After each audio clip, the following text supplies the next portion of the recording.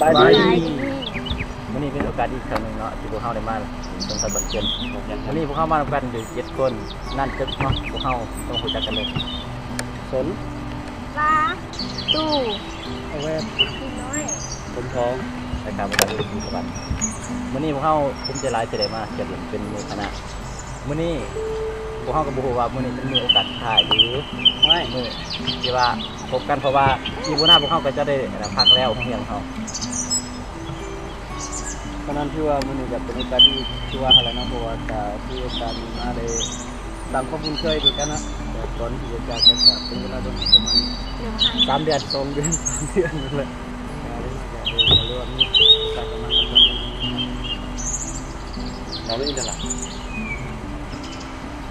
รู้สึกยังไงได้ยังไงดิรู้สึกว่าดีใจหลายมือคู่มาพบหน้าพบตาแต่ว่ายังขาดหมู่อีกคนหนึ่งมาเพราะว่าขาดสิ่ง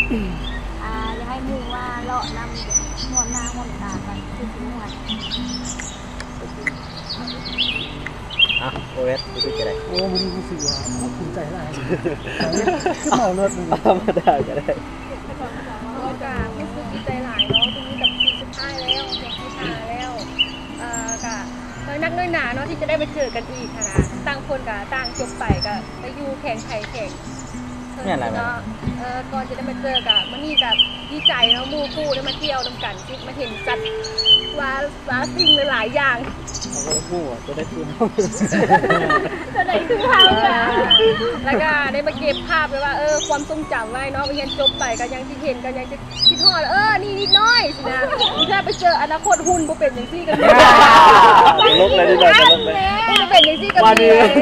เมื่อก็จบไปจะได้วันนี้มุดดีวันนี้กับมีเนาะโดยจะไปพบกับพรมทองได้รู้สึกจะได้พรมทองเขาข้าพเจ้าก็คือว่ารู้สึกดีอกดีใจร้ายเนาะว่าเลยมันนี่นำมูน้ำคู่ก็คือว่ามันนี่เกี่ยวกับสัตว์แต่ว่าในนามข้าพเจ้าเองก็มานำมูน้ำคู่ครั้งนี้ก็เป็นครั้งที่1แต่ว่าก็คือที่มีครั้งต่อไปก็คือที่นี้แต่ว่ามันนี่ก็คุณคนท้องนี่ก่อนละเอาไว้เทน่าเป็นพวกคนใหม่แต่ขออวยพรให้มูคู่จงประสบผลสำเร็จในหน้าที่เรียนงานจงให้มีพนักงานสมบูรณ์และก็มีมันทำใส่ใจทุกคนของผมกันอันนี้มันก็หูซึกของแต่ละคนเนาะที่มาเดี๋ยวสิ่งสำคัญของพวกเรา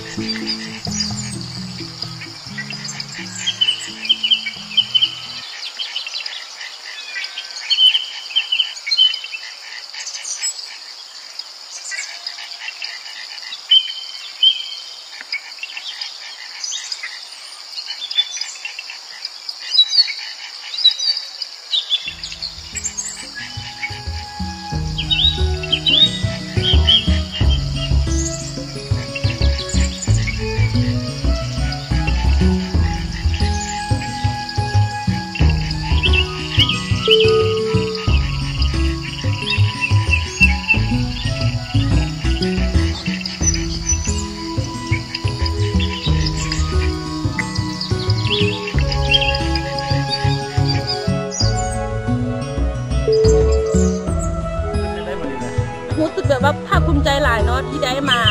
สวนสัตว์บ้านเกิดนี่นะเพราะว่าประเทศลาวเขาก็มีแห่งเดียวในประเทศลาวนี่แล้วก็แบบมาตัวแบบเลยว่า